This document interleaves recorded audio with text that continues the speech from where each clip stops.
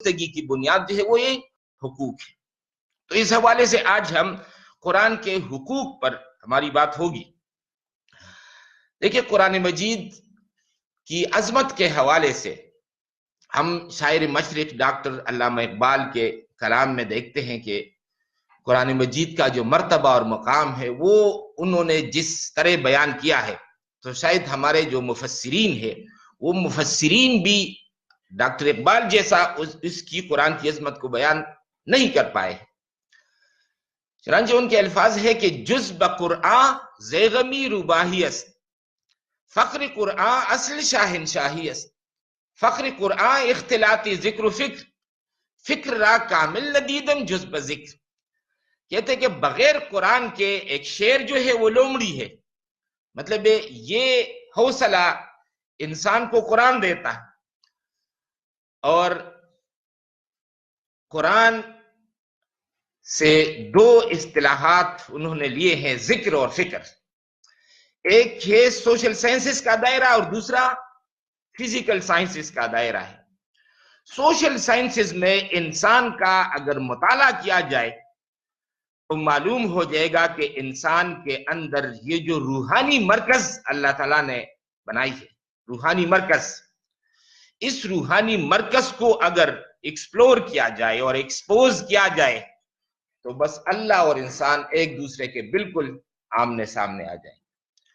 یعنی انسان کی اصل حقیقت یہی روحانی مرکز ہے، جس کے بارے میں اقبال کہتا ہے کہ ایز خود پوشیدہ خود را باز یاب، در مسلمانی حرامستی حجاب، کہ یہ اپنے آپ کو گم کردہ انسان، اپنے آپ کو ڈھونڈو، تلاش کرو۔ در مسلمانی حرامستی حجاب، تم مسلمان ہو مگر آپ کی جو اصل حقیقت ہے اس پر تو پردہ پڑا ہوا ہے، اس کو آپ نے بے پردہ اس حقیقت کو ابھی تک دیکھا نہیں۔ رمز دین مصطفیٰ دانی کے چیز، فاش دیدم خیش را شاہن شہیست۔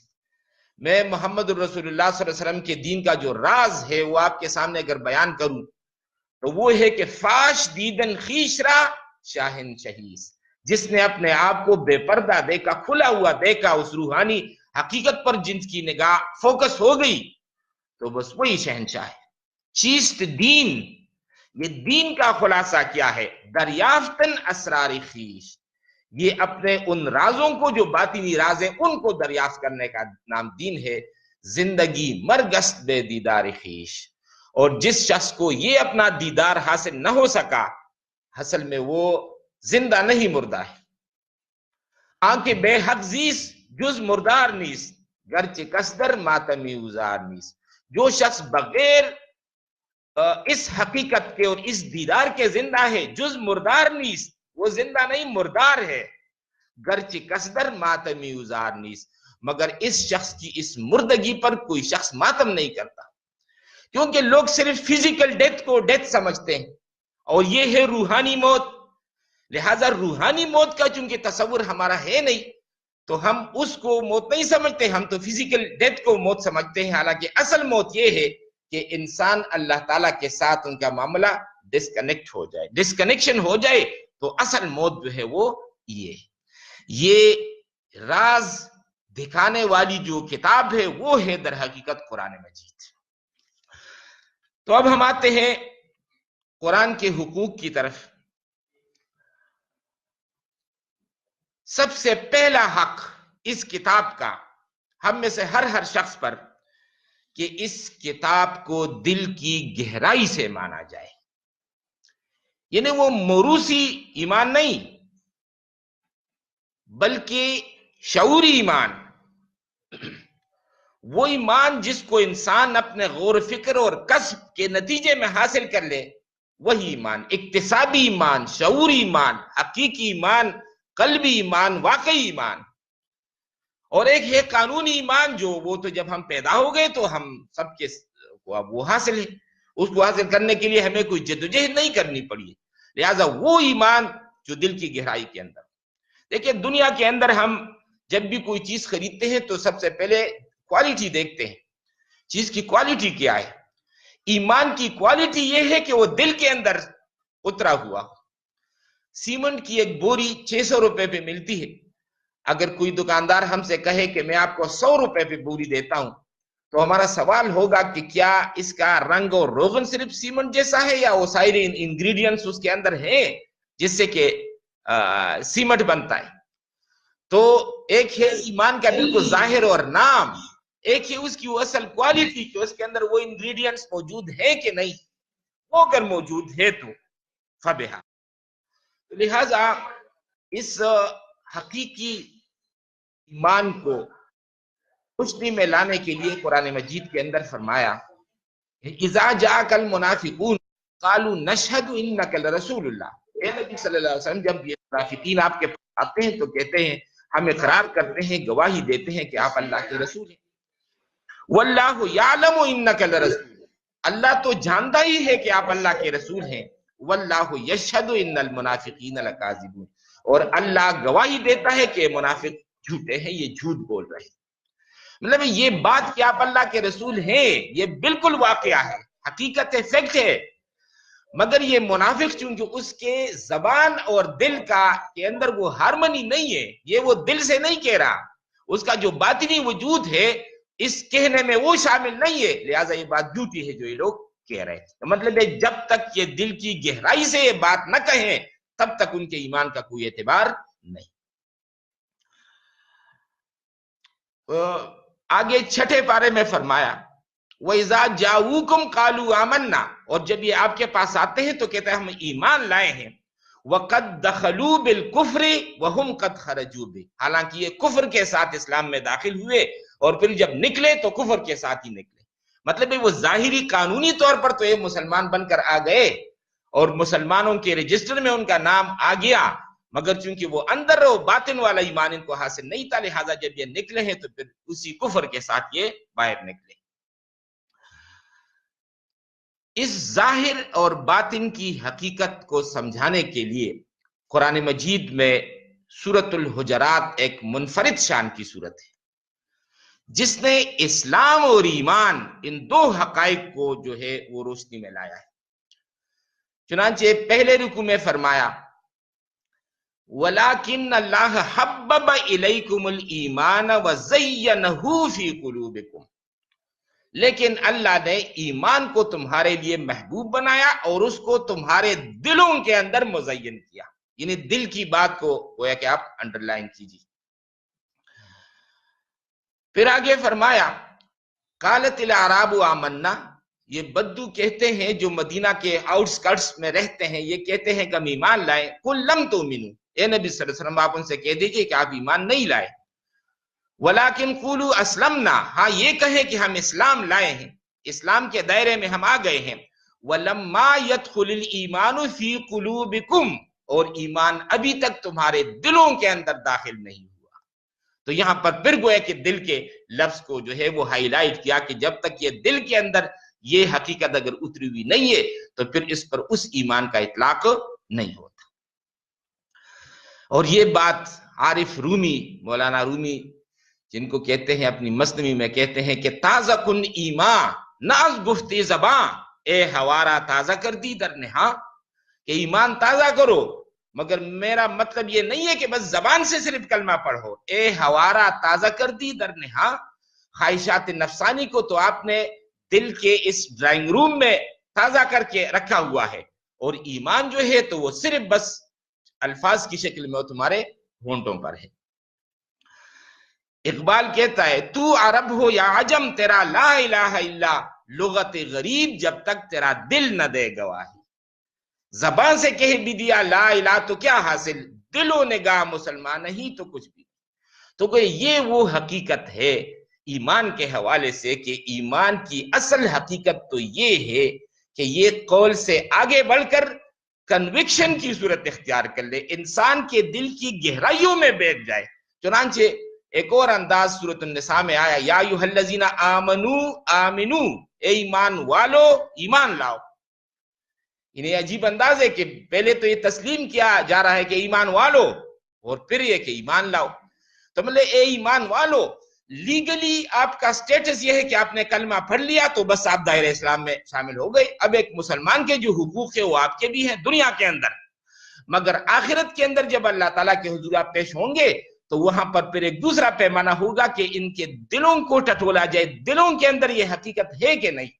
لہٰذا جنہوں نے کہ زبان سے یہ کلمہ پڑھا ہے یا ایھا الذین آمنو آمنو، یہ کلمہ آپ دل پر بھی پیش کرو، دل اگر اس حقیقت کو مان رہا ہے تو ٹھیک ہے، اور اگر نہیں مان رہا، اور یہ بڑی منطقی بات ہے کہ جو حقیقت دل کے اندر اتر جائے وہ انسان کے عمل میں پھر آتی ہے، ورنہ ہم کہتے ہیں قول اور فعل میں تضاد، یعنی قول اور فعل میں تضاد ہوتا ہے، انسان کہتا کچھ ہے کرتا کچھ ہے، مگر فکر اور فعل اس میں تضاد ممکن نہیں، یعنی جو انسان کا فکر بن جائے یا جو چیز اس کے دل و دماغ میں جاگزی ہو جائے پھر لازماً انسان کا عمل جو ہے نا وہ اسی طرح کا وہ ہوگا۔ غالب کے الفاظ ہیں کہ جانتا ہوں ثواب اطاعت و زہد پر طبیعت ادھر نہیں آتی، کہتے مجھے پتہ ہے نماز کی کتنی فضیلت اور اہمیت اور فوائد ہے، روزے کے کتنے ہیں، قرآن کے کتنے ہیں، کہتے ہیں تمام چیزوں سے میں واقف ہوں، آگاہ ہوں، لیکن جب اذان ہوتی ہے نہ مسجد جاتا ہوں نہ گھر پر پڑھتا ہوں۔ یہ کیوں ایسا ہے؟ بھئی میں نے ذہنی طور پر جو میرا انٹیلیکٹ ہے اس نے تسلیم کر لیا ہے کہ ہاں نماز کے فوائد اتنے ہیں، مگر میرا دل ساتھ نہیں دے رہا، تو جب دل میں یہ چیز نہیں اتری تو لہٰذا صرف وہ انٹیلیکٹ جو ہے وہ مجھے نماز تک نہیں لا سکتا، مجھے قرآن تک نہیں لا سکتا۔ تو دل کو اس کے اندر شامل کرنا قرآن مجید کا سب سے پہلا حق ہر مسلمان پر جو ہے وہ یہ کہ انسان اپنے اس باطن کو آراستہ کر لے، اپنے دل کا نوٹس لے کہ دل کے اندر یہ حقیقت کس قدر وہ اتری ہوئی ہے۔ فارسی زبان کے ایک شاعر ہے عراقی رحمہ اللہ، تو ان کے خوبصورت الفاظ ہیں کہ ما ہیچ نداریم و غم ہیچ نداریم، دستار نداریم و غم پیچ نداریم، ما مست الستیم سے میں خانہ محبوب، پروا بسر و جب و دستار نداریم، کہتے ہیں ما ہیچ نداریم، میرے پاس کچھ بھی نہیں، غم ہیچ نداریم، لہذا غم بھی نہیں، یعنی جس شخص کے سوئٹزرلینڈ کے بینکوں میں پیسہ پڑا ہوا ہے تو وہ جب بینکوں کی وہاں اگر دیوالی کی بات آئیں گی تو بس وہ لرزے گا، لیکن جس شخص کے پاس کچھ ہے نہیں تو اس کا کوئی غم بھی نہیں۔ تو ما ہیچ نداریم و غم ہیچ نداریم، دستار نداریم، میرے پاس دستار نہیں، و غم پیچ نداریم، لہذا مجھے یہ غم بھی نہیں کہ اس کو کیسے باندھوں، کہاں پر گھرا لگاؤں کہاں نہ لگاؤں، تو کہتے ہیں مجھے یہ بھی کوئی غم نہیں۔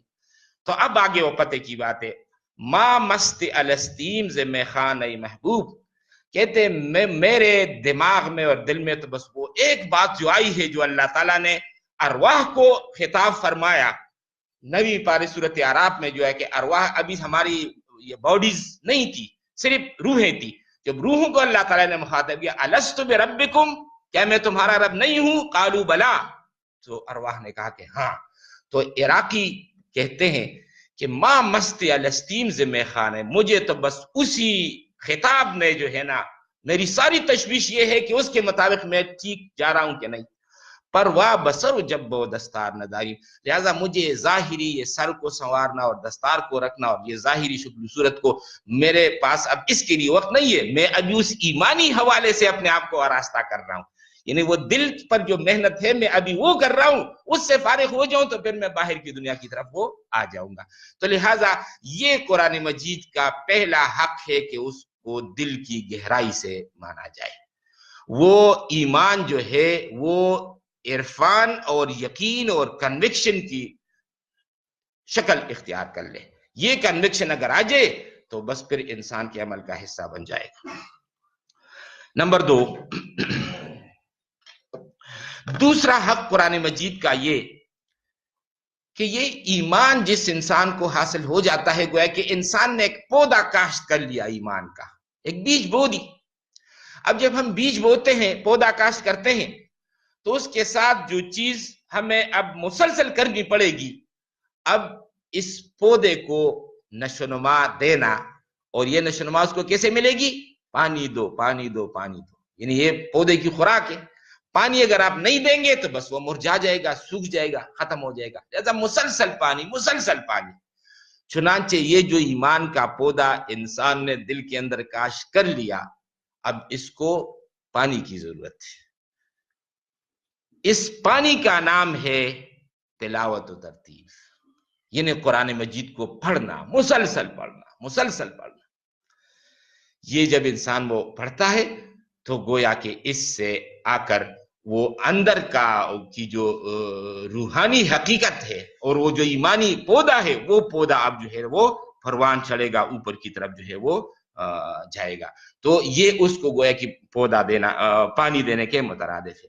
تو تلاوت دوسرا حق ہے قرآن مجید کو. اس کتاب پہلا حق اس کتاب کو دل کی گہرائی سے مانا جائے. دوسرا حق اس کتاب کو پڑھا جائے. اور پڑھنے کے لیے تلاوت کا لفظ جو ہے، عام کتابوں کے لیے پڑھنے کے لیے قرات، اور جو آسمانی کتابیں ہیں تو ان کے لیے لفظ جو ہے وہ تلاوت ہے. تلا یتلو جو آتا ہے عربی میں تو اس کا مطلب ہوتا ہے پیچھے پیچھے جانا، پیروی کرنا. تو تلاوت کا مطلب یہ قرآن مجید پڑھنا، اور اس غرض سے پڑھنا کہ گویا کہ انسان اس کی پھر وہ پیروی کرے. سورۃ شمس میں آیا کہ والشمس وضحاها والقمر اذا تلاها، تو چاند جب کہ وہ سورج کا پیچھا کرتا ہے تو وہاں پر تلا لفظ اس حوالے سے آیا. اچھا اب دیکھیے، یہ جو انسان ہمیں نظر آ رہا ہے تو اصل میں یہ ایک انسان نہیں ہے، یہ کمپاؤنڈ بینگ ہے. انسان کے پاس ایک میرا یہ ظاہری انسان، اور اس ظاہری انسان کے نشوونما کے لیے یہ کھانا پینا جو ہمیں میسر ہے وہ ہم استعمال کرتے ہیں. اس سے ہمارا یہ وجود، ظاہری وجود بڑھتا ہے. ایک اس کے اندر ایک ڈپلیکیٹ ہے باطنی وجود. وہ باطنی وجود جو ہے اس کو بھی غذا کی ضرورت ہے. اس باطنی وجود کی جو غذا ہے وہ ہے تلاوت قرآن مجید. جتنا کہ یہ غذا اس وجود کو وہ مل رہی ہے، اتنا ہی انسان کا وہ روحانی وجود وہ بڑھتا ہے. اور وہ روحانی وجود جس کے ساتھ اس ایمان کا تعلق ہے، لہذا اس میں بھی اتنی بڑھوتری وہ ہوتی ہے. اور اگر یہ بات نہ ہو اور صرف انسان کا ظاہری وجود وہ بڑھتا رہے، اگتا رہے، گرو کرتا رہے، اور وہ جو روحانی وجود اندر کا ہے وہ دن بدن کمزور ہوتا چلا جائے، تو گویا کہ ہمارا جسمانی وجود یہ در حقیقت ایک قبرستان بن جائے گا اس روحانی وجود کو.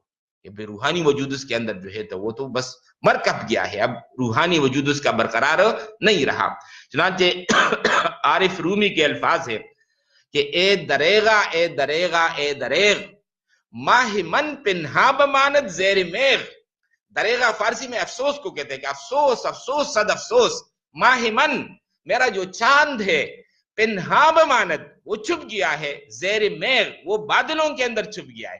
مطلب ہے کہ میں نے اس ظاہری وجود کو اتنا زیادہ موٹا کر دیا ہے، اتنا موٹا کر دیا ہے، اور روح کو اتنا کمزور کر دیا ہے کہ بادل بن کر اس نے روحانی وجود کو چھپا دیا ہے، ختم کر دیا ہے.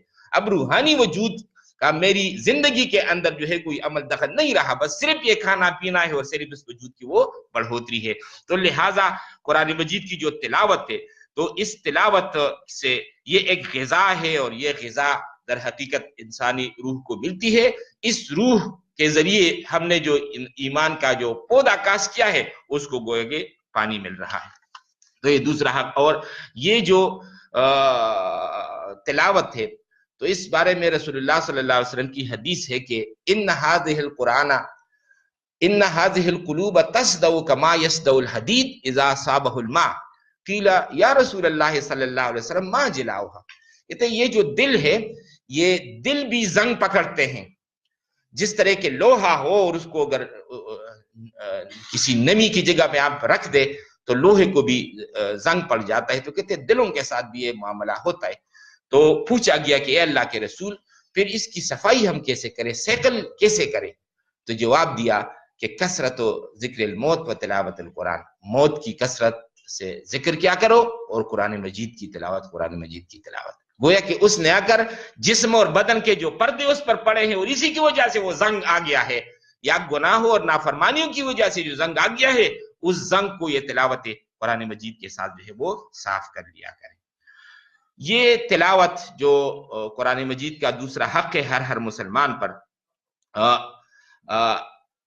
اس تلاوت میں ریگولیرٹی ہماری اور میننگ فلنس اس وقت پیدا ہوگی جب ہم بعض چیزوں کا ہم خیال رکھے. اس کا پہلی چیز ہے تجوید. ایک شخص قرآن کو تو پڑھ رہا ہے مگر غلط پڑھ رہا ہے. اور ہمارے ہاں بہت بڑا حادثہ یہ ہے کہ بہت سے لوگ یہاں تک کہ بعض ائمہ مساجد بھی غلط پڑھتے ہیں. انہیں اس طرف کہ اس کی اہمیت کیا ہے کہ قرآن مجید کو اگر آپ نے پڑھنا ہے تو پہلے تو قرآن مجید جو ہے نا صحیح پروننسیشن ہو تو اس کو صحیح کرو. وہ اگر آپ نہیں کرتے تو قرآن مجید کا وہ فائدہ تو حاصل نہیں ہو رہا. تو لہذا سب سے پہلی چیز ہے کہ ضروری جو تجوید کے ہمارے جو قواعد اور ضوابط ہے چاہیے کہ ہم میں سے ہر شخص کے علم میں ہو. جیسے سبحانک اللہم و بحمدیک و تبارک اسمک، یہ تینوں غلط.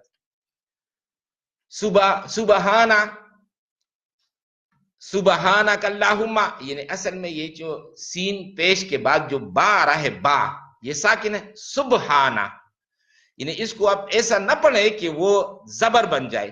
سبحانک اللہم و بحمدک، اگر آپ نے وہ بحمدیک پڑھ رہے ہیں تو مطلب یہ دال اور کاف کے درمیان ایک یا لا رہے ہیں، اور یہ عام طور پر لوگ بس اسی سے وہ بحمدیک. و تبارک اسمک، اب را کے آگے الف نہیں ہے. و تبارک اسمک اور کسمو کا، بہت سے لوگ کسمو کا پڑھتے ہیں تو اس میں ایک اضافی وہ ہے. وتعالی جدو کا، تو دال کے بعد بھی ایک وہ پڑھتے ہیں. تو لہٰذا یہ جو ثنا ہے اس ثنا کے اندر بہت ساری غلطیاں ہیں. پھر الحمدللہ، یہ بھی غلط. بھائی آ کے بعد لام، اس پر تو جزم ہے. الحمدللہ، دال کے بعد وہ نہیں ہے. اگر ایک شخص الحمدللہ ہے تو مطلب وہاں پر وہ کا اضافہ ہوگی، اور اس سے آگے اور بھی ہے. تو یہ ہے کہ یہ سورہ فاتحہ جو ہر نماز میں ہم پڑھتے ہیں، اگر اس کا یہ حال ہے تو پھر باقی قرآن کا کیا حال ہوگا. تو لہٰذا سب سے پہلے ضروری چیز یہ ہے کہ انسان اس کو سیکھنے کی کوشش کرے، بنیادی قواعد میرے ذہن نشین ہو جائے، تاکہ جو کچھ میں پڑھتا ہوں وہ تو صحیح قواعد کے مطابق پڑھوں. تو تجوید.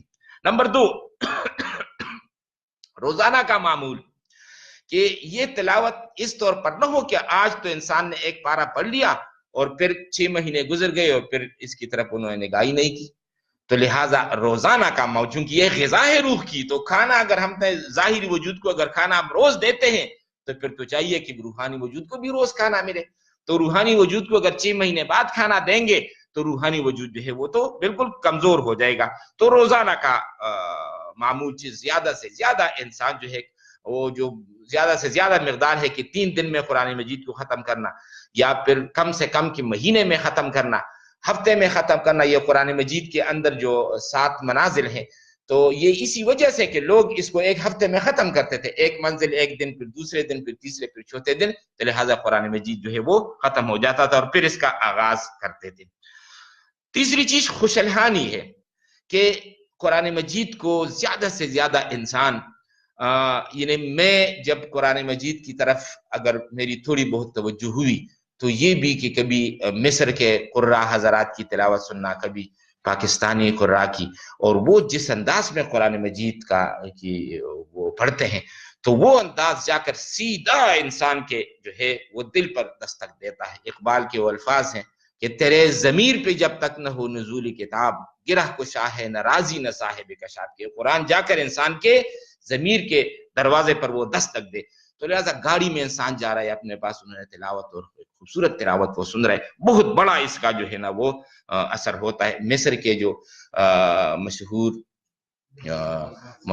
مفسر اور عالم سید قطب شہید رحمہ اللہ، تو وہ اپنی کتاب جو جادہ و منزل ہے، جس پر کے بعد میں ان کو پھانسی بھی دی گئی، تو اس کتاب کے دیباچے میں وہ لکھتے ہیں اپنی ماں کو مخاطب کر کے، میری پیاری ماں، مجھے خوب اچھی طرح یاد ہے کہ جب ہمارے گھر کے قریب مسجد میں کوئی قرآن مجید پڑھنے کی اور محفل وہ ہوتی تھی تو آپ مجھے ہاتھوں میں اٹھا کے وہ دیوار کے پاس وہ آپ کھڑی ہوتی تھی اور میرے کان دیوار کے قریب کرتی تاکہ میں زیادہ سے زیادہ وہ قرآن مجید کو سنوں. یعنی آپ کے اندر اس قدر شغف تھا قرآن کے ساتھ، اور یہ ذوق و شوق آپ کا تھا، اور آپ چاہتی تھی کہ میرے اندر بھی منتقل ہو جائے. تو پھر جب انہوں نے قرآن مجید کی تفسیر لکھی تو سید قطب نے پھر اپنی ماں کو مخاطب کیا کہ میری پیاری امی جان، آپ کا بیٹا جس کو آپ حسن ترتیل کے زیور سے آراستہ کرنا چاہتی تھی، حسن ترتیل کے زیور سے تو آراستہ وہ نہ ہو سکا، مگر حسن تعویل کی دولت جو ہے وہ ضرور اس کے پاس ہے کہ انہوں نے قرآن مجید کی تفسیر کر دی. یعنی وہ اتنا قرآن مجید میں آگے بڑھا، اور یہ در حقیقت آپ کی دعائیں اور آپ کی چاہتے ہیں جس نے مجھے اس مقام تک وہ لایا ہے۔ تو مطلب یہ جو ہے خوش الحانی کے ساتھ تلاوت کرنا، یہ چیز پھر ایک امپرنٹ ہو جاتی ہے انسان کے دماغ پر، یہ انسان کو پھر ادھر ادھر وہ چھوڑتی نہیں۔ لہٰذا ہمیں چاہیے کہ شعوری طور پر ہم کوشش کریں کہ اپنے پاس ضرور اس کا ایک جو ہے نا کوئی سی ڈی وغیرہ وہ رکھ لے تاکہ ہم بار بار اس کو سنیں۔ اچھا، ایک اور چیز اس میں جو ضروری ہے وہ یہ کہ ظاہری اور باطنی آداب کا ہم خیال رکھیں کہ جہاں ہم قرآن مجید کو پڑھنا شروع کر دیں تو اس کے ساتھ یہ ہو کہ انسان باوضو ہو، قبلہ رو بیٹھا ہو، پاک جگہ پہ ہو، اور کچھ آداب باطنی ایسے کہ انسان کے اوپر قرآن کی جو عظمت ہے وہ طاری ہو کہ میں یہ کوئی عام کتاب کے سامنے نہیں بیٹھا ہوں، اور پھر یہ سوچ ہو کہ میں قرآن کے مطابق اپنے آپ کو بدلوں گا۔ اگر میری زندگی کے اندر کوئی چیز ایسی سامنے آئی جو قرآن تو کچھ اور کہہ رہا ہے، میری زندگی اندر کو اجد ہے، تو پھر میں اپنی زندگی کو وہ بدلوں گا۔ تو قرآن کے تقاضوں کے مطابق بدلنے کا عزم یہ ہو، یہ ساری چیزیں ہو تو گویا کہ تلاوت جو ہے اور بھی میننگ فل وہ ہو جاتی ہے۔ اس طرح ترتیل ٹہر ٹہر کر پڑھنا، یعنی بہت زیادہ جلدی سے نہیں، ٹہر ٹہر کر جب انسان پڑھتا ہے تو وہ دل کے دروازے پر دستک دیتا ہے۔ اور اس غرض کے لیے ضروری ہے کہ ہم قرآن مجید کا زیادہ سے زیادہ حصہ ہمیں حفظ ہو۔ انسان تہجد کی نماز میں جو ہے وہ کھڑا ہو جائے، یعنی تہجد بھی عام طور پر ایک رواجی چیز بن گئی ہے۔ قرآن مجید کیا ہے کہ وَمِنَ اللَّيْلِ فَتَهَجَّدْ بِهِ نَافِلَةً لَكَ، اور رات کے وقت اس کے ذریعے سے تہجد میں مشغول ہو جائے۔ کس کے ذریعے سے؟ قرآن کے ذریعے۔ یعنی تہجد اس لیے تھا کہ وہ جو رات کا وقت جو خاموشی ہوتی ہے، اب اس وقت قرآن شروع کرو۔ تو ہم لوگوں نے بس وہ کوئی 8 رکعتیں یا 10 رکعتیں بس جلدی جلدی جو ہے نا اس کو ختم کر لیتے، حالانکہ چاہیے تھا کہ زیادہ سے زیادہ قرآن حفظ ہوتا، زیادہ سے زیادہ انسان اس میں پڑھتا۔ تو لہٰذا یہ تقاضا وَمِنَ اللَّيْلِ فَتَهَجَّدْ بِهِ والا معاملہ، یا جیسے قرآن کے اندر آئے کہ وَجَاهِدْهُمْ بِهِ جِهَادًا كَبِيرًا، اور اس کے ذریعے سے ان کے ساتھ جہاد کرو۔ مطلب جہاد کا جو انسٹرومنٹ نمبر 1 ہے وہ ہے قرآن مجید۔ اور ہم لوگوں نے پھر بعد میں جا کر کچھ اور قسم کے پریکٹسز جو ہے وہ تو رواج پا گئے، اور قرآن مجید جو ہے وہ بیک گراؤنڈ میں چلا گیا۔ تو ترتیل اور حفظ، تو یہ ساری چیزیں یہ گویا کہ آداب ہے، ان آداب کو سامنے اگر ہم رکھ سکیں تو تلاوت اور ترتیل جو ہے نا اس سے ہم صحیح طریقے سے برابر وہ ہوں گے۔ تیسرا حق قرآن مجید کا ہے کہ اس کتاب کو سمجھا جائے۔ پہلا حق تھا اس قرآن پر دل کی گہرائی سے ایمان لائے جائے، مانا جائے۔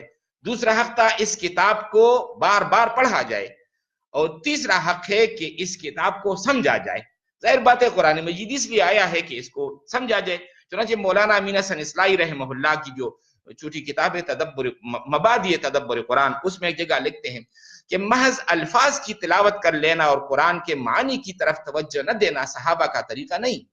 یہ طریقہ تو اس وقت سے رائج ہوا جب لوگوں نے قرآن مجید کو ایک صحیفہ ہدایت سمجھنے کی بجائے محض حصول برکت و ثواب کی ایک کتاب سمجھنا شروع کر دیا۔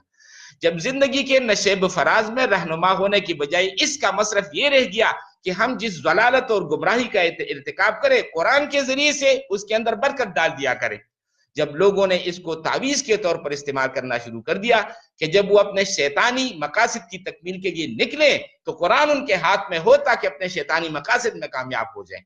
دنیا کی شاید ہی کوئی کتاب ہو جس نے سب سے زیادہ زور اس بات پر دیا ہو کہ اس کا حقیقی فائدہ صرف اسی شکل حاصل کیا جا سکتا ہے جب اس کو پورے غور و فکر کے ساتھ پڑھا اور سمجھا جائے، مگر دنیا کی واحد یہ کتاب ہے جو ہمیشہ آنکھ بند کر کے پڑھی جاتی ہے۔ تو مطلب ایک اور حادثہ ہے کہ قرآن مجید صرف ثواب کی کتاب جو ہے وہ رہ گئی ہے، اس کو سمجھنے کے لیے کہ اس کو سمجھنا۔ تو تیسرا حق قرآن مجید کا سمجھ، اور یہ جو سمجھنا ہے اس کے لیے الفاظ استعمال میں کرتا ہوں تذکر اور تدبر، اس کے 2 لیولز ہیں۔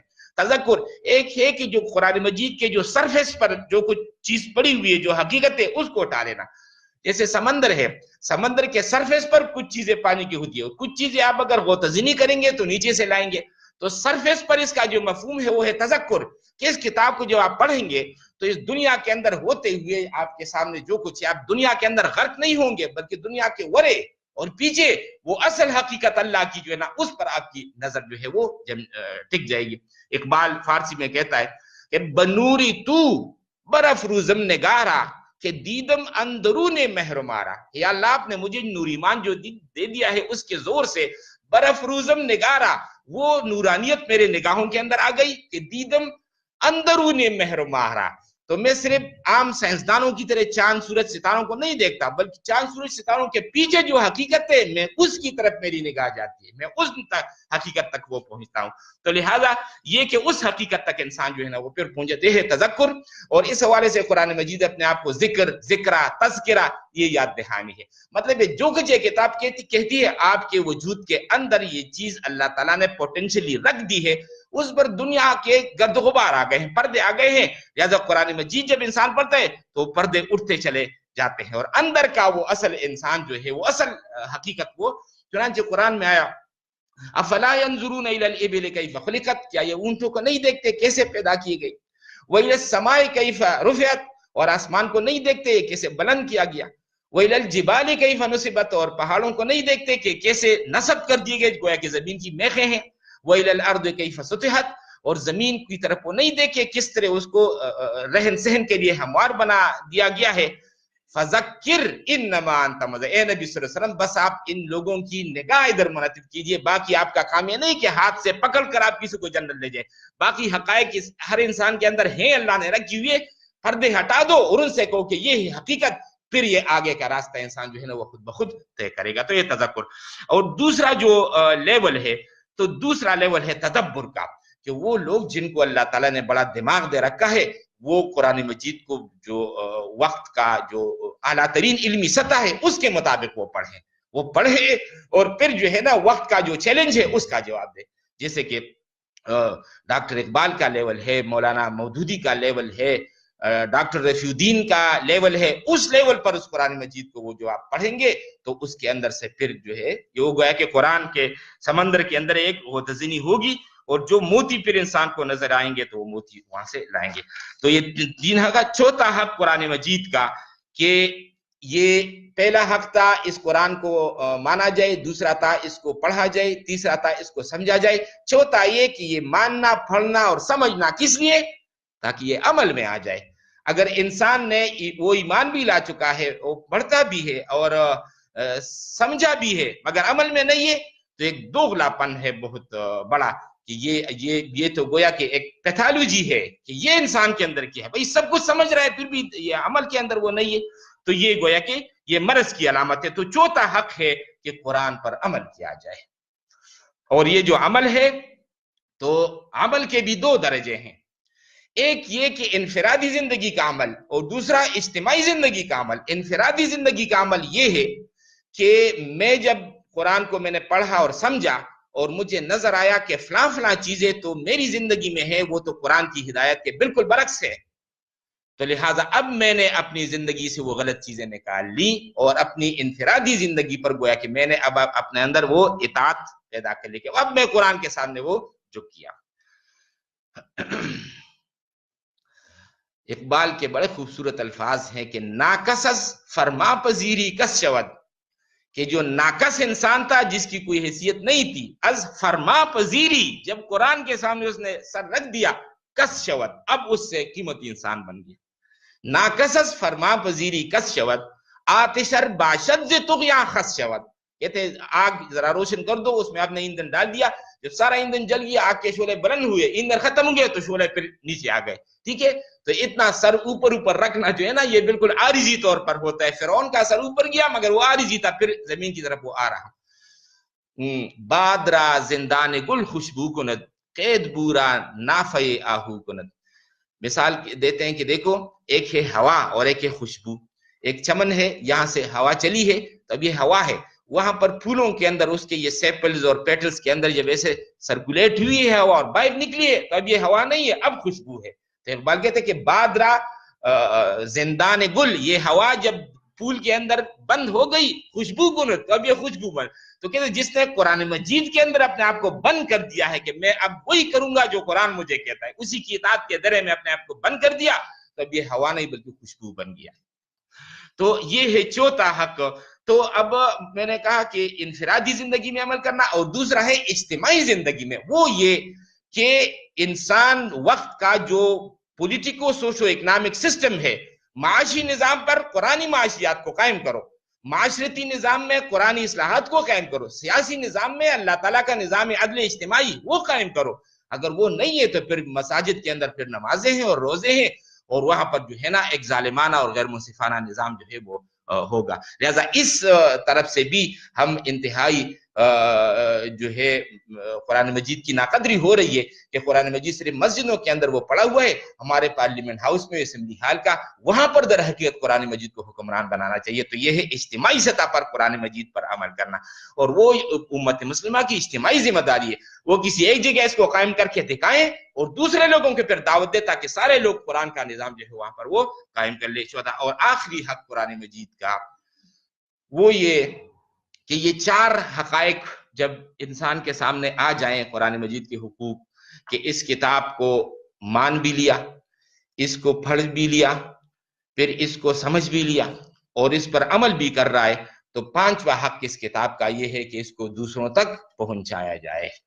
یعنی یہ حقیقت انسان اپنے پاس وہ نہ رکھ لے بلکہ اس کو تو لوٹا دے.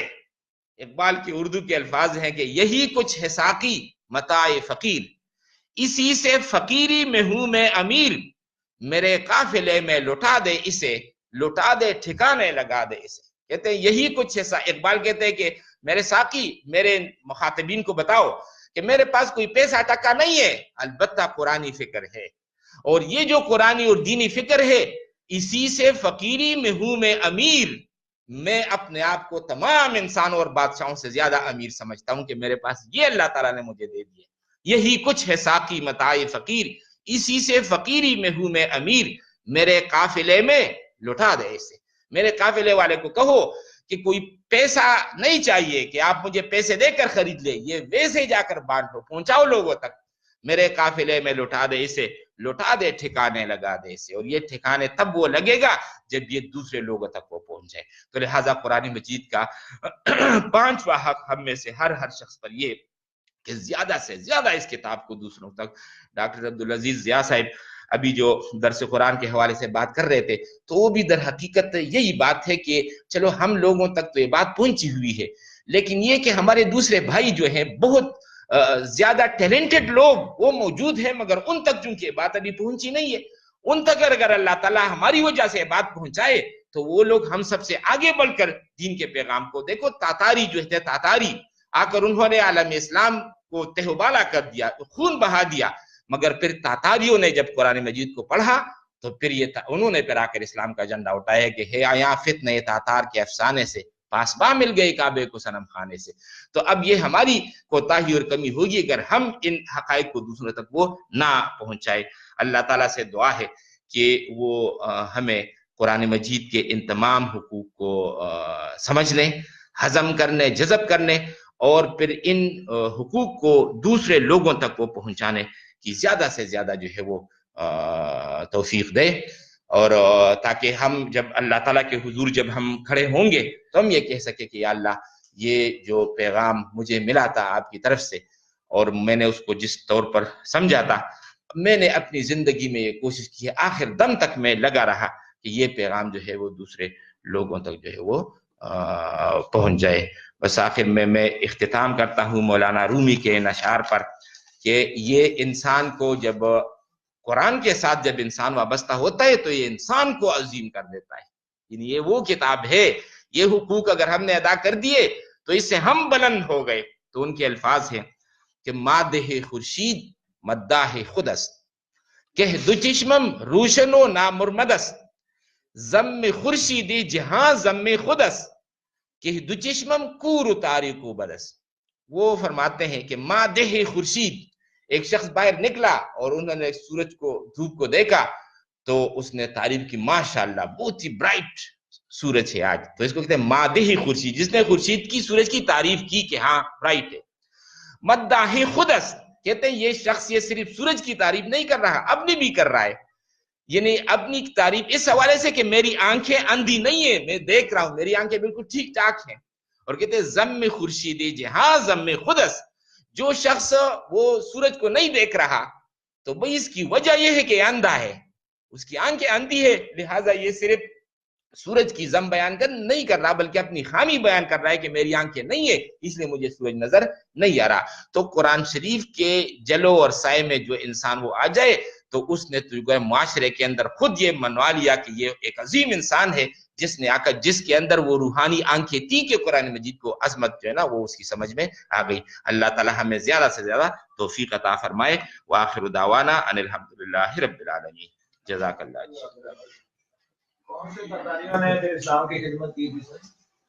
کون سے تاتاریوں نے اسلام کی خدمت کی؟ یعنی میرا مطلب یہ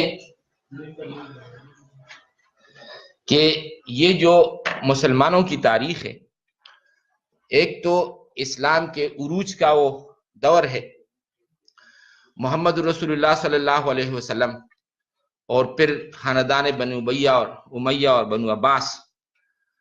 اس کے بعد سے پھر زوال آ گیا ہے اور زوال کے بعد پھر تاتاریوں نے آ کر جب اس کو قبول کر لیا ہے تو پھر 3 حکومتیں قائم ہو گئی ہندوستان میں مغل, ایران میں صفوی اور ترکی میں ترکان عثمانی. تو گویا انہوں نے پھر اس نسبت کو اختیار کر لیا. جی کوئی اور سوال سب سے چاہیں تو جی ڈاکٹر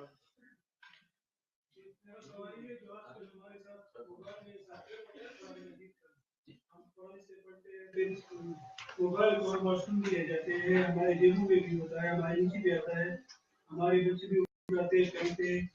کیا یہ قرآن پاک کی ناپندی تو نہیں ہے یا ہم حقوق کی ہمارے طریقے ہو رہی ہیں؟ نہیں, بس انسان احتیاط کر لے. باقی تو بہت ساری چیزیں ایسی ہے کہ جس سے ہم وہ بچ نہیں سکتے. زیادہ سے زیادہ احتیاط کی ضرورت ہے. صحیح. عربی عربستان میں عرب عالم سے یہی آپ کا سوال پوچھا گیا کہ جی ہمارے پاس یہ ہے موبائل, اس میں قرآن ہے, ہم باتھ روم میں لے جاتے ہیں. تو نے کہا یار اس میں کوئی قواعد نہیں ہے, آپ اگر آپ رکھ سکتے لیکن وہ گم ہو جائے گا. ظاہر بات ہے بڑا لاس ہو جائے گا تو آپ لے جائیں. تو اس نے پھر سوچا کہ نہیں اس میں تو قرآن ہے. اس نے کہا آپ کے دماغ میں اور آپ کے دل میں تبارک الذی سورہ یاسین ہے, کہاں ہے, اس کو بھی باہر چھوڑتے ہو. صحیح.